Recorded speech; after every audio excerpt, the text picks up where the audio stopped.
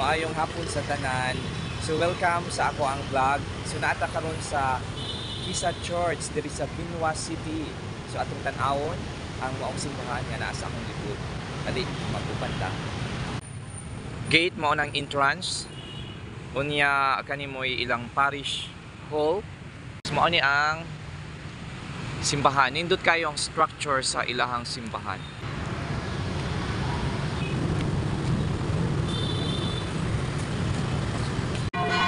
So sa entrance nila na ay mga angels.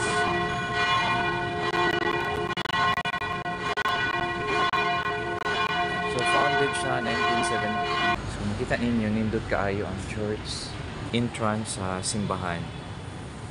Yung entrance. Na yung mga painting sa taas.